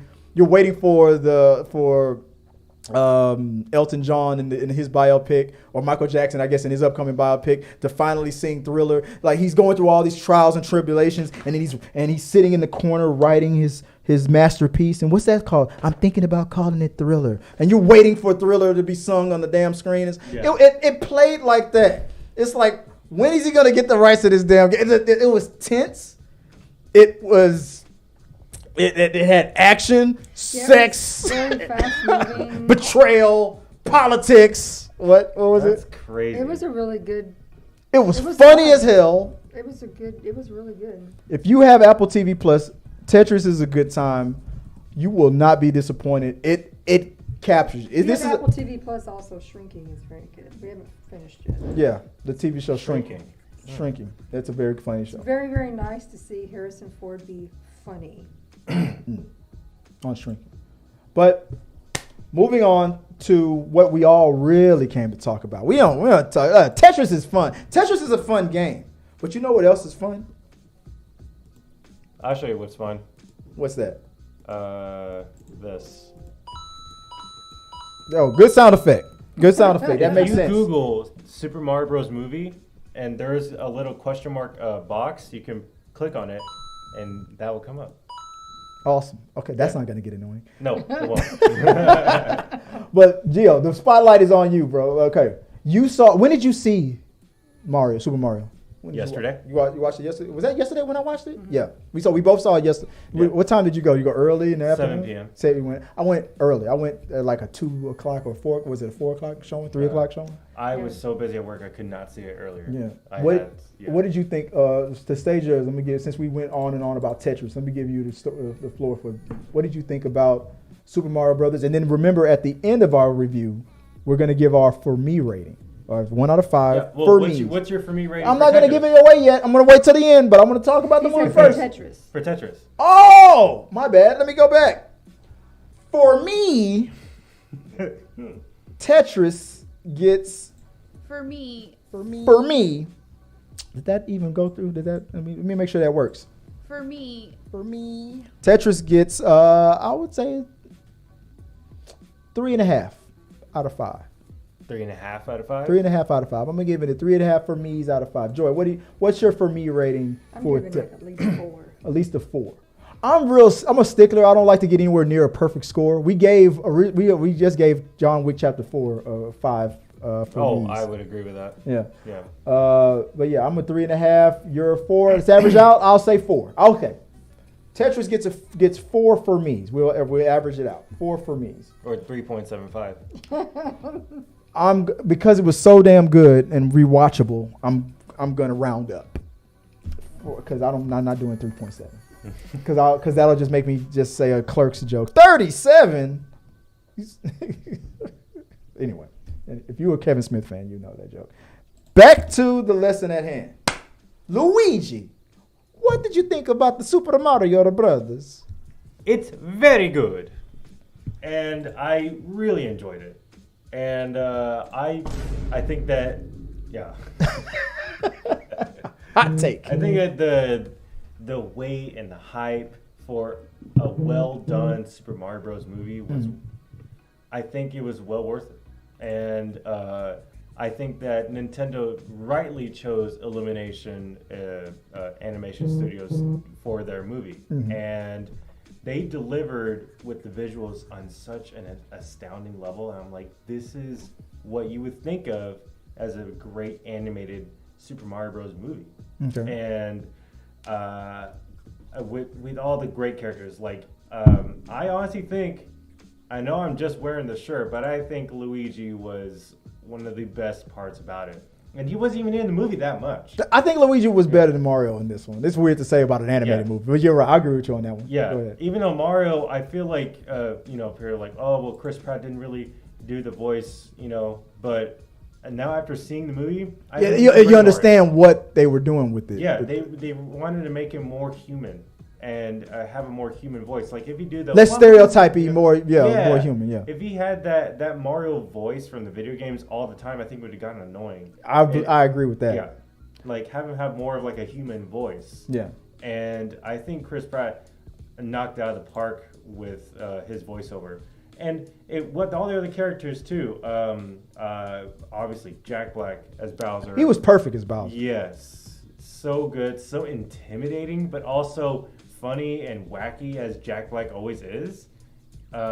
Such a great choice for Bowser. And then there's a big plot that hasn't been revealed yet in trailers of Bowser's plan. And I thought it was hilarious how he was going about it in the movie. And also Donkey Kong. I was kind of apprehensive. I'm like, can Seth Rogen really do a good Donkey Kong? And I thought, well, seeing the movie, I felt like his voice as Donkey Kong was the best match of it, even better than Bowser. I thought his Donkey Kong was even better than Bowser. Really? I did. I liked him better as Donkey Kong than I did Jack Black as Bowser, and I thought he was a perfect fit. That jealousy. But go ahead. I'll let you. No. I agree with you on that because I feel like also with Seth Rogen's voice, it kind of made him seem like he was a younger kind of Donkey Kong because he has his father up there when they're in the battle arena when he's about to fight against Mario. Yeah. But one of the funniest bits is when you hear Seth Rogen's laugh.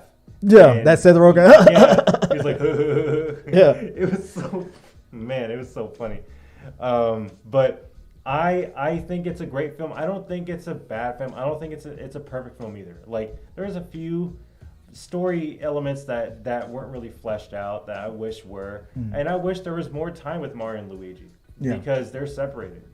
And I would like to see more of an intro with Mario and Luigi because they work so well together. You can see their camaraderie because they're brothers and they love each other and they want each other to succeed, regardless of what other people they don't like them. Regardless of what people don't like about the Mario Brothers, they are true to each other.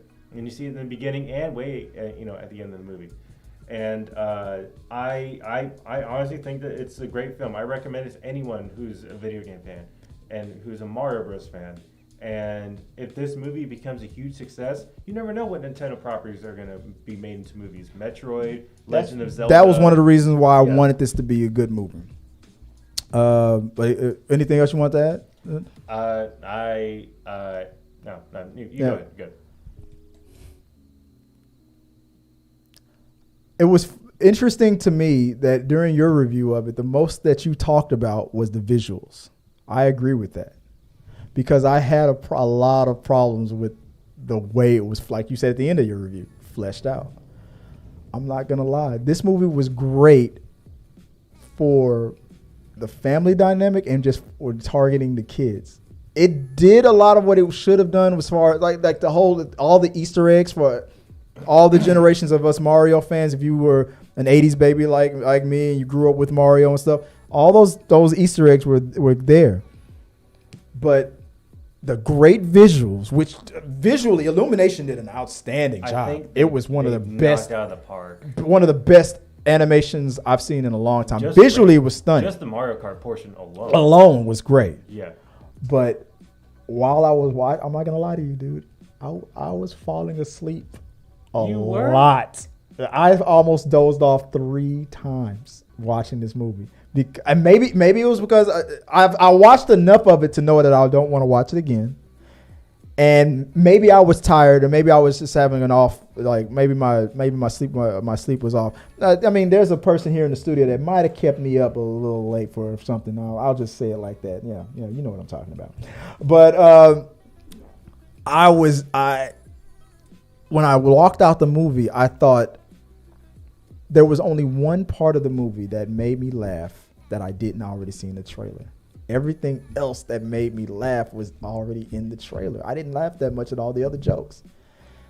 But when I walked out, I was like, my kids are going to love this. This was perfectly targeted at kids.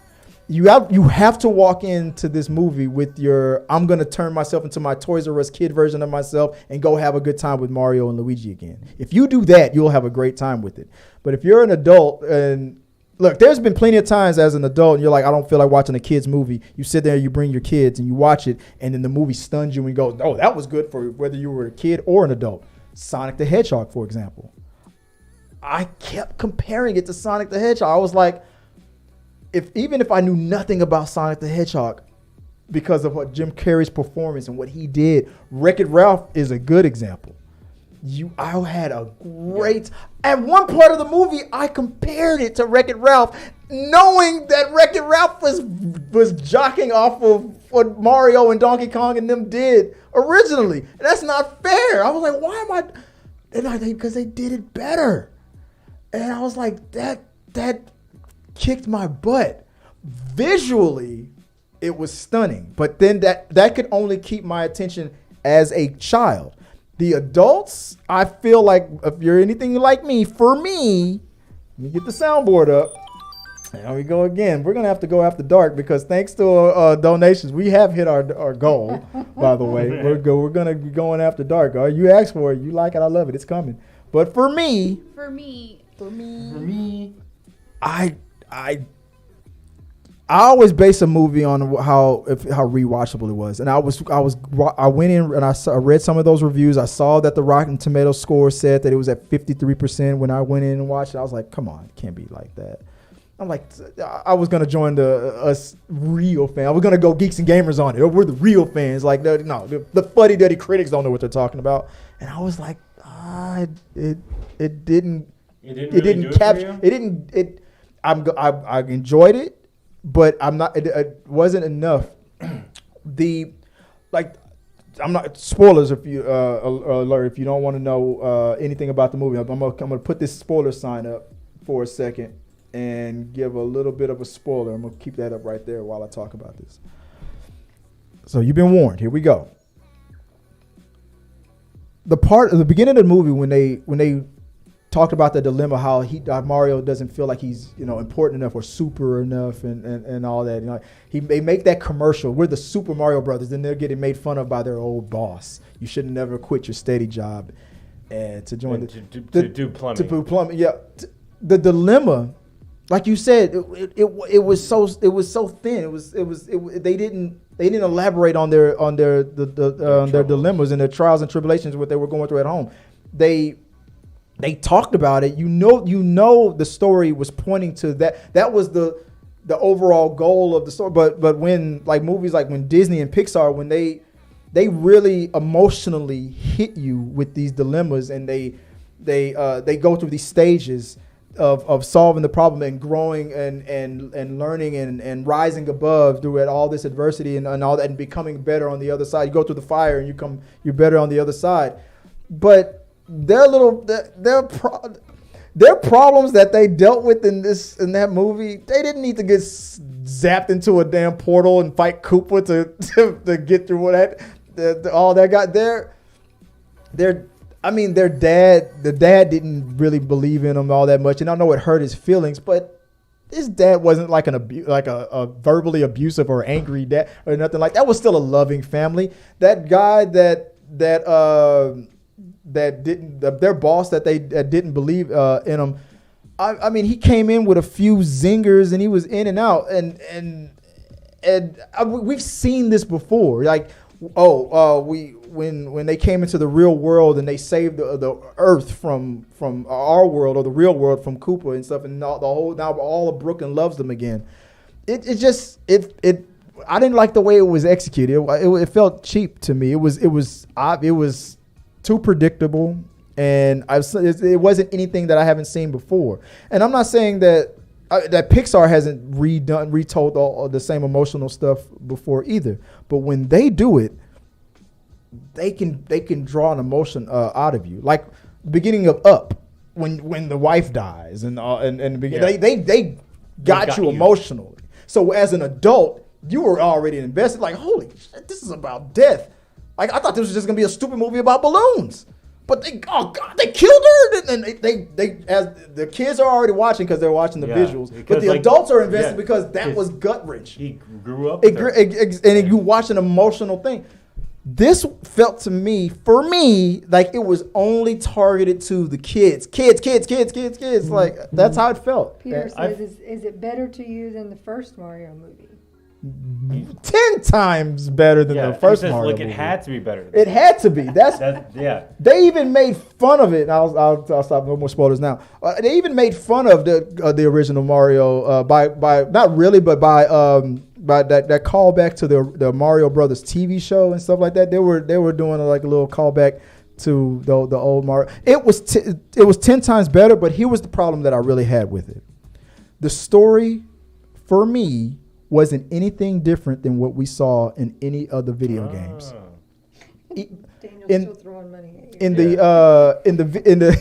In the video games, Koopa comes out almost like pardon my French, Koopa's coming off like a date rapist who's always grabbing a princess and forcing her to marry. In this version, spoiler alert, guys, but in this movie, Koopa was like a romantic who wanted to convince the princess to fall for him, and then when she said no, then he turned into a toxic asshole. He turned into the real Koopa. But this was something that we have already seen millions of times before in the cutscenes of all these Mario video games. So I was expecting something new or a more fleshed out story. Why is Koopa the way he is? We didn't get any of that. No, the ship slowly comes in, just like it always does in the video games. The sexual aggressive big guy grabs the girl and was like, "You gonna take it?" and then Mario comes in and saves the day. I mean, it was the same story. We've seen it a billion times. The only difference is that Luigi gets captured, not Peach, in the beginning. That's true. You're right about that. That was the biggest difference. It felt like they were trying to force Luigi hitting that castle video game. Luigi's Mansion into it. Like they didn't want it to. This was a Super Mario Brothers movie, so they wanted to have both to be a part of it. But it was mostly focused on Mario. Yeah. The whole thing about the one joke that I said that I did like. That had me laugh that I did not see in the trailer was the whole throwback to Jumpman. Was that a relative in the restaurant where he was playing the Jumpman video game? Was that another relative, or was that just a guy who just happened to look like Mario, original version of Mario? I think Was he a relative? Was he an uncle? Well, Jumpman was the original name of Mario. That is Mario's original name. Yeah, but I mean, and Jumpman was in the movie. Yeah. But was that a relative, or was that just a guy? I think so, but I know that Charles Martinet, who is the original voice of Mario, he did voice Mario's dad. I'm not sure Mario's if that dad. was him. Yeah. But yeah, that I need to look into that. The Jumpman joke was the thing that made me laugh. Everything else I saw in the trailer, I was looking. Oh, go ahead. I think Bowser made me laugh a lot. Jack I mean, yeah. I mean, he brought it, but like the thing that I was looking for, like in the trailer, that creature that was like only death will be your escape or stuff like that. Oh, I thought that character was gonna really get dark and really bring it. But we already saw the joke in the trailer, and I was like, I went in thinking that this was gonna be a laugh riot. But I'm agreeing with if I was a Rotten Critics Tomatoes guy, which I'm not. I don't know why, because I'm awesome. I would probably have given it a rotten as well. You would have given it a fresh. You would have given it a high score. I would give it a fresh, but I'm a little apprehensive about that just because, like, I know there are flaws in it. Yeah. And the storytelling could have been way better. And I don't think the visual noise was enough to keep my attention. It's enough to keep a kid's attention, but it wasn't enough to keep mine. But what was you? Yeah, I feel like I enjoyed it a lot more, probably more than you did. Mm-hmm. But I feel like the characters could have been fleshed out a bit more. Like Bowser's story could have been fleshed out more. They barely did it with Peach. And they're like, oh, I just kind of was just sent into this world. How did I get here? I don't know. Yeah. I was expecting to learn a lot more about Bowser. Yeah. And they don't even show like how they got there. He was just already conquering worlds. Yeah, I just appeared in this this pipe into the Mushroom Kingdom. I don't know how I got here. Yeah, why was this? That to me was a throwback to the original Mario movie from the '90s. Like these portals are just there. Yeah, how do you get here? None of those guys that were working on those pipes. If nobody's ever gone through that portal before, the government doesn't know about this. What the? Yeah. So that's the part. There was no magic. Now if there was a magical explanation from the Super Mario, the worlds, the other sides that was, because in the movie I think that's how it happened. I think something happened on the other side that opened the portal and brought Mario's in. But no, I don't think that. No. Is it something that they did that got them in there? Peter I think we're looking too much into this because Peter makes a good. Were you expecting Illumination to do Pixar stuff? No. If I was to say that Illumination has ever done Pixar stuff, they if you want to call Pixar stuff like what the examples about like emotionally drawing you in and stuff, they've done it before with Despicable Me and in the Shrek movie. They've done it before. Illumination is not DreamWorks. I understand. Illumination has done Despicable Me and Secret Life of Pets and they. I'm mixing up Minions and stuff like that. Yeah. You're right. But even the Secret Life of Pets, I didn't expect to have that much fun. I had more fun with that than I did with Mario because I was more invested in the characters. Maybe it's because I already knew. They didn't tell me anything more about Mario than I already knew. Really. That's the thing. It was just all Easter eggs. And that's the thing with these video games is that there isn't much story in these video games. You're just Mario and you're playing. And it played like that. This movie played like I put a quarter in and the movie started. That's how it played. But like in these video games, you're not really given the backstory, and that's what the movie's supposed to do. You're supposed to give in the backstory of a lot of these characters that we know nothing about. Yeah. I don't know anything about these characters except what the movie told me. Yeah. And from what the movie told me, I kind of learned. I didn't really learn that much about them, but. It was already stuff we already knew from the video game. Yeah. Except for, like, I didn't know that Mario was a human and grew up in Brooklyn. And I knew that from the TV show. The old TV. They fleshed out the Mario backstory. If you grew up in the '90s and stuff, you ever watched the Super Mario Brothers TV show? That was the joke. That commercial that they did in the beginning of the movie. That song was that theme song for that old Super Mario Brothers cartoon. They're two brothers from Brooklyn. Stereotypical, the Japanese stereotype of what Italians in Brooklyn would be like, I guess. Plumbers, I guess. I don't know. But I don't know. if you have kids and family and kids will enjoy it. I'm wondering if my kids have already seen it. I'm kind of hoping they've already seen it before they come to over here. Because I know I'm gonna have to take them, and I'm not gonna want to sit through that again. That's just me. I would like to watch. You would watch it again? Yes, I would. Yeah, I would watch it again at home. I think I like the performances of the characters so much that I would like to watch it again. Yeah. Maybe on the second watch I'll watch it. I mean, I'll enjoy it more. But I'm only gonna watch it again at home. I'm not gonna unless the kids want me to take them to see it. I'll go to the theaters and watch it. But if I don't have to, I'll wait until it comes out on.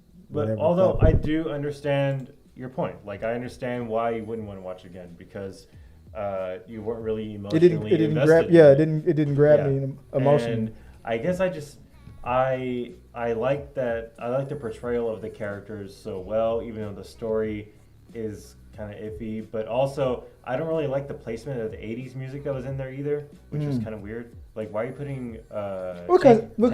Probably because Mario was made in the '80s. And how do they square that with Yoshi's? I saw that pop up. I honestly believe if Yoshi was in this movie, I would have had a better time. I think so too. Yoshi is almost like Baby Groot, or Baby Yoda, or Groot, or something like that. Yeah, like Yoshi could have helped take out Bowser. Yeah, Yoshi involved in it probably would have made it a much more fun. Yeah. But they're probably saving that for like part 2 or something like that. Which is weird because they had a herd of Yoshis in the movie, and then I probably dozed off. I didn't even see that. It's in there. It's just like it's like a blanket and you miss it kind of thing. That's what I'm saying. This movie was mostly just a bunch of Easter eggs. Which was fine, but I don't feel like that was if you were an adult who even never played. And there are a few of them out there who even never played or was into Mario. Because remember back in the day, it was you were either a Sonic guy or a Mario guy. I mean, I was both. Yeah. I like both of them. But the Sonic movie got Jim Carrey. I mean, he as Dr. Robotnik, he pulled you in. It was because he was doing his Jim Carrey thing. Jack Black did his thing, and he was every time he was on screen, I was entertained. Yeah. But it wasn't enough. But with Sonic was funny as well. The dynamic between him and the humans and stuff was maybe they should have made. I thought it was a brilliant idea to make it all animation because we saw what the live action did, and I think they were trying to get away from that. But, like Detective Pikachu. But maybe it should have been part human, part. Like CGI / real humans, maybe, but it probably would have got compared to the original one. I don't know how they could have done that without being compared so much to the original. Exactly. So damn if you do, damn if you don't. But where's your for me? My for me, guys, I'm at a 2. For me, my for me rating for this movie is a 2, a solid 2. I love Mario, but I did not enjoy this movie. I'm gonna be honest with you. Maybe I did enjoy the original Mario more than because I was a kid. I'm gonna be honest. I actually have not seen that original one because I don't know if I should. And that was I was excited. I was playing Mario at the time as a kid, so that's probably why I had a better time in the theaters. This was a better story and better done. It was far more superior. But as a kid, I probably had more fun. If my kids watch this movie and then watch the old Mario movie, they're gonna like the new one version better. Well, yeah, because that was what they got introduced to first. Yeah, maybe I should force them to watch the old one first and then take them to see the Mario movie. I don't know, but for me, it's a 2 out of 5. What about you? What's your rating for it? Well, for me, play that. Yeah. For me, I'm gonna give it 3.5. 3.5. So we're at like a 3. 1.5 difference. Yeah. So we're pretty much meet in the middle, like a 3. Average it out. Well, I up. like it more than I don't like it. I know that like if we're doing like and I was just okay with it. That's why I said I'll meet you in the middle and just say between a 2. I know 2.5 to. It's a 3. Yeah. I'll meet you in the middle. I'll say we'll average it out and we'll give it a 3. So we give it 3 out of 5. 3 out of 5. For us. Yes. For us. For us. I feel like for me. 3. That's what. Let us know what you guys. If you guys have already seen the Mario movie, what do you rate it out of 5? Or out of 10? Out of 5. That's what's your for me rating for the Mario movie? Yeah. I still recommend it, and anyone. I recommend it if you have kids. And and I don't have any kids, and I know. Well, you're a people- Toys R Us kid. You're a Toys R Us well, kid. You know. it is what it is. You know. It is what it is. But I still really enjoyed it. But I know that there are flaws in it that people don't like. So, And how? yeah. Yeah. Yeah. All right. Well, okay, guys, that is the show. That is the rundown. We went over. We even started late. It was totally Gio's fault because, of course, it's raining out here, guys. It's traffic. you Yeah. know. People getting into crashes. Yeah. It's not fun. Yeah, it's not fun, but we want everybody to be safe. We want to thank you guys for joining us. And the show is gonna be over. I'm gonna end it off, but I'm gonna keep the cameras rolling, and we'll do some after dark because we technically activated it after dark, even though it's late. And I know my wife is ready for dinner. She's ready to go. If you want to check out, babe, you can after this, but I'm gonna keep going for a little bit And shit, I'm ready for dinner. for some after dark talk. Yeah, it's like So, 2:20. guys, if you wanna reach out to me, you can find me on. I was gonna talk about Dave. I'll talk about that during the after dark portion of it. If you want to reach out to me, you can find me online at Chris W Fagan on all the socials and hit me up and follow me there, or at T3 Media's on our official social media accounts. And if you want to find our lovely sponsor Joy here, sponsor Joy, where can My people TikTok find you? is Viola Fagan. Because I put a ring on it. My Instagram is Scrub Hats and More by Joy, which is I have. Turn the mannequin in here. And She makes so if you work in the Amazing. medical field and you want scrub hats, she makes scrub hats and more, and she's Joy. Very fashionable. Yes.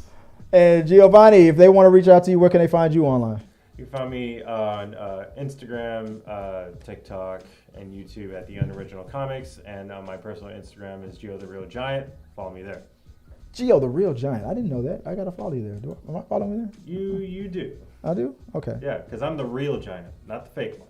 Okay. I'm the real giant. I thought you said the real Gina for a second. No. I was like, what? Oh, giant. Oh, okay. I was like, what? Gio the Real Gina. Yeah. The Gina. Gina. Fake news. Gina. Gina. All right, that also reminds me of Austin Powers and Goldmember when was it Fat Bastard loses all his weight, and at the end of the movie he goes, "And my neck looks like a vagina." Oh man. Yeah. All right, guys. All right. The rundown was brought to you in front of a live studio audience of Daniel, who's keeping the lights on over here, bro. All right, man. We're gonna keep the party going You know because what, Danny? I you want paid Danny for the asking show. actual So question. here we go.